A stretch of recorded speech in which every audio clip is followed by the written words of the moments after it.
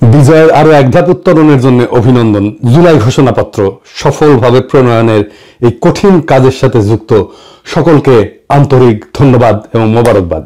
এই গুরুত্বপূর্ণ অবদানের জন্য আপনাদের কাছে বাংলাদেশ কৃতজ্ঞ থাকবে। তবে এই ঘোষণাপত্রে কি জাতির আকাঙ্ক্ষা পূর্ণ করতে পারছে? না, পারে নাই। এই ঘোষণাপত্র আরো সর্বাঙ্গ সুন্দর হইতে পারত যদি কিছু সীমাবদ্ধতা দূর করতে পারত। এটা হয় নাই সম্ভবত দুইটা কারণে। এক, রাজনৈতিক দলগুলোর মধ্যে অর্গানিক ইন্টেলেকচুয়াল ক্যাপাসিটি বা বুদ্ধিবৃত্তিক ক্যাপাসিটি এটা না থাকা, বা নেহায়তি বিপ্লবের আকাঙ্ক্ষা বুঝতে ব্যর্থ হওয়া। আমি এই জন্য বলি যে বিপ্লবের আকাঙ্ক্ষা প্রচলিত রাজনৈতিক দলগুলো ধারণ করতে না পারলে নতুন রাজনৈতিক শক্তি উত্থিত হবে। আসেন এখন আমার মতো এই ঘোষণাপত্রে 5টা প্রধান সীমাবদ্ধতা নিয়ে আলাপ করি। অনেকেই অনেক বিষয় নিয়ে আলাপ করতেছেন, সবগুলোই ভ্যালিড। আমি সেই আলাপগুলো আবার নতুন করে আমার আলাপের মধ্যে ঢুকায় আমার আলাপের কলেবর বাড়াইতে চাই না। তবে যে আলাপগুলো এখনো জনপরিসরে আসে নাই সেগুলো নিয়েই আজকের আলাপ করব। আসেন আল্লাহর নামে শুরু করি। ঘোষণাপত্রে উপনিবেশিক শক্তির বিরুদ্ধে দীর্ঘ লড়াই সংগ্রামের কথা বলা হয়েছে, কিন্তু ব্রিটিশ উপনিবেশিক শাসনের বিরুদ্ধে এই অঞ্চলের মানুষের লড়াইয়ের ধরন কেমনে হয়েছে, লড়াইটা, তার কর্তা সত্তা এবং রাষ্ট্র বাসনার যে অর্জন 1947 সালে পূর্ব পাকিস্তানের স্বাধীনতা প্রাপ্তির কথা এই ঘোষণাপত্রে উল্লেখ নাই। সত্য উচ্চারণে এরকম হীনমন্যতা, পূর্বপুরুষের বীরত্বপূর্ণ অবদানকে এড়ায় যাওয়া, তাদের মহান আত্মত্যাগের স্মৃতি অনুচ্চারিত রাখাটা ঘুরে ফিরে ওই একই বাঙালি জাতীয়তাবাদী বয়ানের রেখে যাওয়া, স্থির করে দেওয়া বিন্দু থেকে আমাদের ইতিহাসকে দেখার, পাঠ করার যে অলাথ চক্র তার মধ্যে আটকায় গেল। তার মানে আওয়ামী লীগের ইতিহাস যেরকম 52 সাল থেকে শুরু হয়, ঠিক একই জায়গা থেকে ওনাদের ঘোষণাপত্রের ইতিহাস শুরু হইল। এখানে দুইটা রাজনৈতিক টার্ম আমাদের একটু বুঝতে হবে। কর্তা সত্তা, ইংরেজিতে বলে এজেন্সি, কি সেটা? আমরা আগে দেখতাম যে রাজনৈতিক দলগুলো রাজনৈতিক লড়াই করে, তাদের কর্মীরা করে। 2024-এ কোনো রাজনৈতিক দল লড়াই সংগঠিত করছে, নেতৃত্ব দিচ্ছে? নাই। জনতাই রাজনৈতিক লড়াইয়ের নির্মাতা হয়েছেন। এটাই কর্তা সত্তা, এজেন্সি, নিজের ভাগ্যের নিয়ন্ত্রণ নিজেই হয়ে ওঠা। 2024 সালের বর্ষা বিপ্লব আমাদের দেখাইছে যে সাধারণ মানুষ চাইলে নিষ্ক্রিয় দর্শক বা শাসিত প্রজা থেকে দেশের রাজনীতির সবচেয়ে বড় খেলোয়াড় বা সক্রিয় কর্তা হয়ে উঠতে পারে। যখন জনগণ নিজের শক্তি সম্পর্কে সচেতন হয় এবং সেই শক্তি প্রয়োগ করার জন্য ঐক্যবদ্ধ হয়ে মাঠে নামে, তখনই জন্ম নেয় সত্যিকারের রাজনৈতিক কর্তা সত্তা, যেটা হয়েছে 2024 সালে। তো এই রাজনৈতিক কর্তা সত্তা জনগণের থাকায় লাভ কি, না থাকলে ক্ষতি কি? জনগণের রাজনৈতিক কর্তা সত্তা বা এজেন্সি একটা দেশের জন্য খুবই গুরুত্বপূর্ণ। সহজ ভাষায় এটা হলো জনগণের সেই ক্ষমতা যার মাধ্যমে তারা নিজেদের ভাগ্য নির্ধারণে সক্রিয় ভূমিকা পালন করে। এর থাকা বা না থাকার উপরে দেশের ভবিষ্যৎ এবং নাগরিকদের জীবনযাত্রার মান নির্ভর করে। যখন একটা দেশের মানুষের রাজনৈতিক এজেন্সি বা কর্তা সত্তা থাকে, তার অনেক ভালো ফল আছে। যেমন সরকারের জবাবদিহিতার স্বচ্ছতা নিশ্চিত হয়। জনগণ যখন সক্রিয় থাকে তখন সরকার যা খুশি তাই করতে পারে না। শাসকেরা জনগণের কাছে তাদের কাজের জন্য জবাবদিহি করতে বাধ্য থাকে। জনগণ প্রশ্ন করতে পারে, সমালোচনা করতে পারে এবং নির্বাচনের মাধ্যমে সরকারকে ক্ষমতা থেকে সরাইতেও পারে। এই এজেন্সি আমরা হারাই ফেলছিলাম। নাগরিক অধিকার সুরক্ষিত থাকে, মানে রাজনৈতিকভাবে সচেতন এবং সক্রিয় জনগণ তাদের সাংবিধানিক এবং মানবিক অধিকার, যেমন বাক স্বাধীনতা, সমাবেশের স্বাধীনতা, ন্যায় বিচার পাওয়ার অধিকার, এই সম্পর্কে সজাগ থাকে। কোন সরকার এই অধিকারগুলো কেড়ে নেওয়ার চেষ্টা করলে জনগণ ঐক্যবদ্ধভাবে প্রতিরোধ গড়ে তোলে, যেটা আমরা করছিলাম। হাসিনা এগুলো সবগুলো আমাদের কেড়ে নিয়েছিল। এর ফলে রাষ্ট্রের সুশাসন এবং স্থিতিশীলতার প্রতিষ্ঠা পায়। যেমন জনগণ যখন নীতি নির্ধারণের প্রক্রিয়ায় অংশগ্রহণ করে, তখন সরকারের গৃহীত সিদ্ধান্তগুলো আরো বাস্তবসম্মত হয়, গণমুখী হয়। এর ফলে সামাজিক উত্তেজনা কমে এবং দীর্ঘমেয়াদী রাজনৈতিক স্থিতিশীলতা তৈরি হয়। জনগণ অনুভব করে যে রাষ্ট্র তাদের কথা শোনে। 4 নাম্বার, সামাজিক ন্যায় বিচার এবং সমতা বৃদ্ধি পায়। সমাজের প্রান্তিক, দরিদ্র, অনগ্রসর এবং সুবিধাবঞ্চিত গোষ্ঠীগুলা তাদের এজেন্সির মাধ্যমে নিজেদের দাবি দাওয়া তুলে ধরতে পারে। এর ফলে রাষ্ট্র তাদের প্রতি নজর দিতে বাধ্য হয় এবং সমাজে অর্থনৈতিক এবং সামাজিক বৈষম্য কমে আসে। যেমন ধরেন শ্রমিক সংগঠনগুলো তাদের কর্তা সত্তা প্রয়োগ করে ন্যায্য মজুরি এবং নিরাপদ কর্মপরিবেশ আদায় করে নিতে পারে। এবং 5 নাম্বার, জাতীয়তাবোধ এবং দেশপ্রেম শক্তিশালী হয়। যখন জনগণ মনে করে যে দেশটা তাদের এবং দেশের ভালো মন্দে তাদের ভূমিকা আছে, তখন তাদের মধ্যে স্বাভাবিকভাবেই দেশপ্রেম, জাতীয়তাবোধ বৃদ্ধি পায়। তারা দেশের সম্পদ রক্ষা করে, দেশের উন্নয়নে নিজেদেরকে অংশীদার মনে করে। আর যেই দেশে জনগণের রাজনৈতিক এজেন্সি না থাকে, সেই দেশে এক অন্ধকার পরিস্থিতি তৈরি হয়। সেই দেশে স্বৈরাচারী আর নিপীড়নমূলক শাসনের জন্ম হয়, যেটা হাসিনার আমলে হয়েছে। শাসকেরা যা খুশি তাই করতে পারে। সরকার ধীরে ধীরে স্বৈরাচারী হয়ে ওঠে এবং জনগণের উপর নিপীড়ন, নির্যাতন চালায়। ভিন্ন মতকে শক্তি দিয়ে দমন করা হয়। হাসিনা যা যা করছে, হাসিনার আমলে আমরা এজেন্সি হারাইছিলাম, আমাদের কর্তা সত্তা হারাইছিলাম, ব্যাপক দুর্নীতি এবং সম্পদ লুণ্ঠন হয়। কারণ সরকারের কোনো জবাবদিহিতা থাকে না, রাষ্ট্রীয় সম্পদকে ব্যক্তিগত সম্পদে পরিণত করা হয়। ক্ষমতাসীন এবং তাদের মদতপুষ্ট একটা গোষ্ঠী ব্যাপক দুর্নীতিতে জড়ায় পড়ে, দেশের সম্পদ বিদেশে পাচার হয়ে যায় এবং সাধারণ মানুষ রাষ্ট্রীয় সম্পদের সুফল থেকে বঞ্চিত হয়। একই জিনিস ঘটছে হাসিনার আমলে।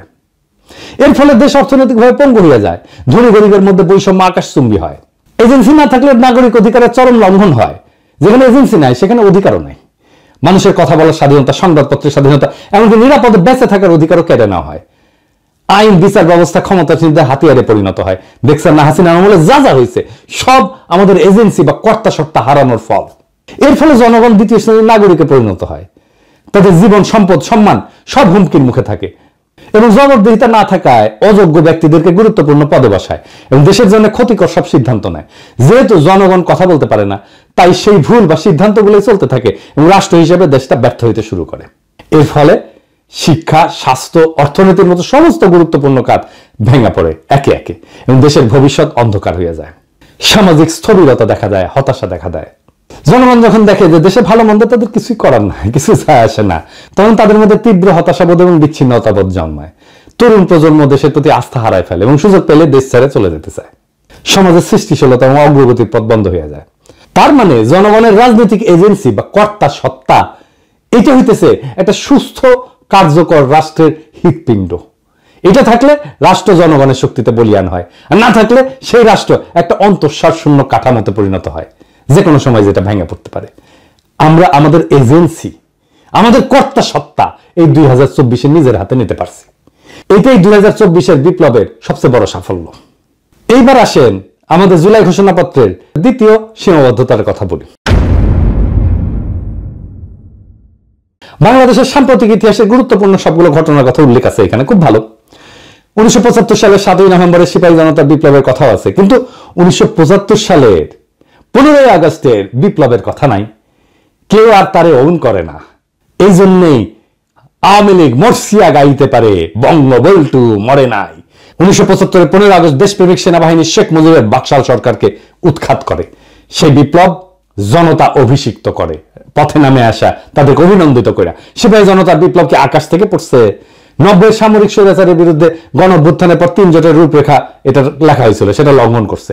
বিজয়ী দলসমূহের মধ্যে রাজনৈতিক সমঝোতা ভঙ্গ, জন আকাঙ্ক্ষা পূরণের যে ব্যর্থতা এবং পরবর্তীতে সেই অভ্যুত্থানের অঙ্গীকার ধারণ করতে না পারার কারণে পর্যায়ক্রমে বাংলাদেশ রাষ্ট্রের অগণতান্ত্রিক চরিত্র ধারণের অশুভ পরিণতির উল্লেখ এই জুলাই ঘোষণাপত্রে নাই।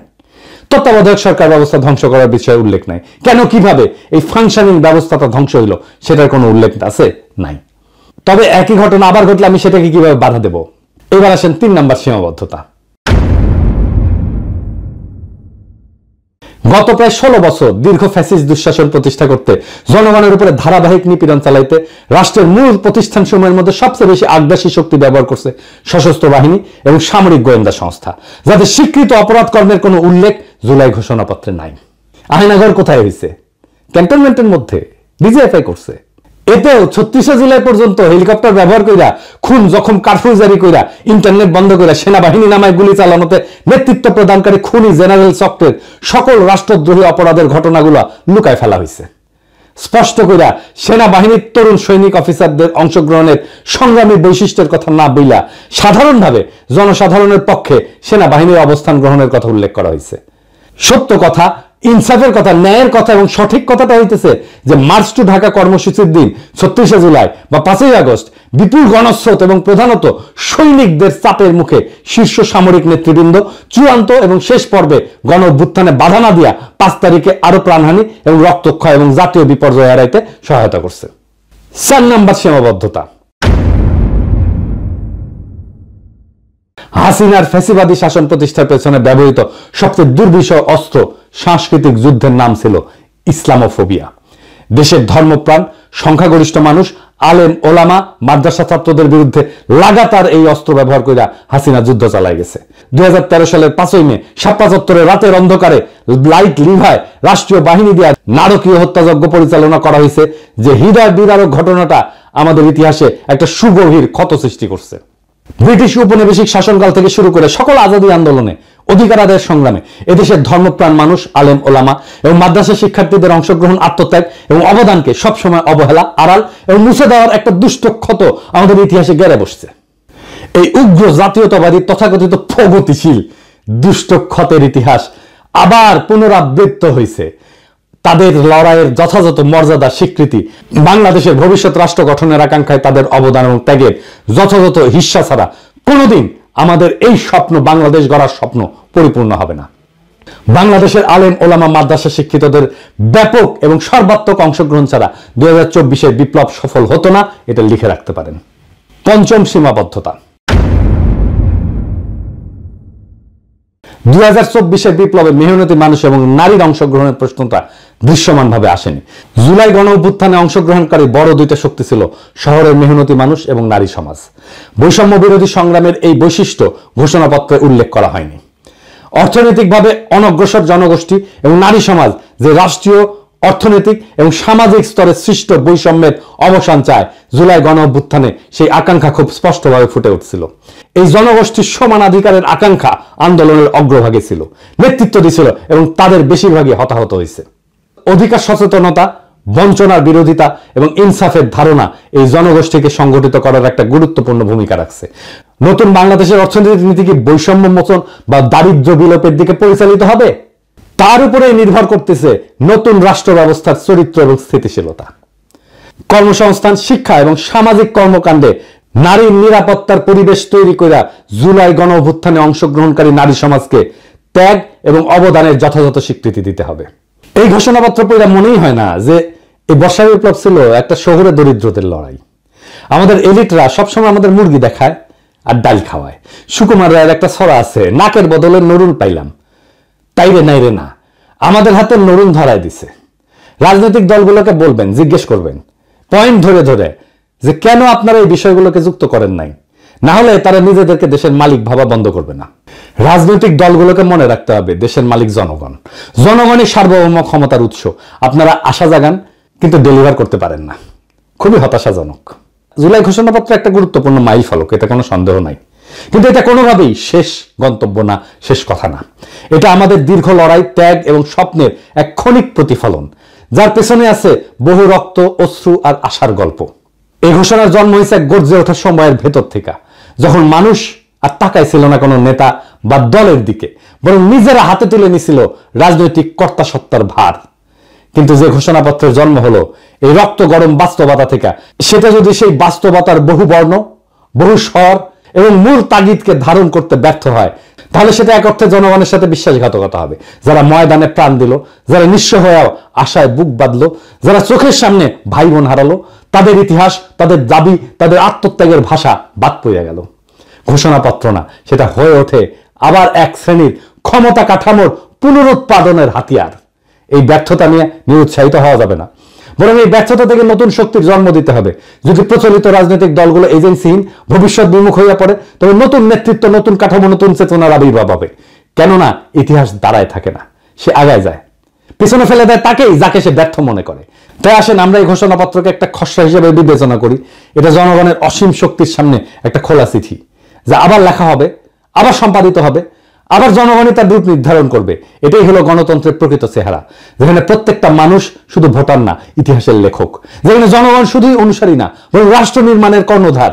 আমরা যারা আজ প্রশ্ন করতেছি, সমালোচনা করতেছি, তারা কেউ এই প্রক্রিয়ার বাইরে না, বরং এই চর্চাই আগামী দিনের সুসংগঠিত, সুবিচার ভিত্তিক, ন্যায় ভিত্তিক, ইনসাফ ভিত্তিক বাংলাদেশের ভিত্তি করবে। বর্ষা বিপ্লব একদিনের ব্যাপার না, এই শুরু, শেষ না। এইটা একটা যাত্রা, এটা একটা জার্নি। এখানে গন্তব্যের দিকে যাত্রা আছে, কিন্তু গন্তব্যে পৌঁছানো নাই। গন্তব্য সবসময় অধরা থাকে। আমরা প্রত্যেক দিন একটু একটু করে অগ্রসর হই আরো ভালো, আরো প্রগতিশীল, আরো মানবিক আর একটা রাষ্ট্রের দিকে। এটাই আমাদের যাত্রা, এটাই আমাদের রাজনীতি, এটাই রাষ্ট্র গঠন। ইনকিলাব জিন্দাবাদ।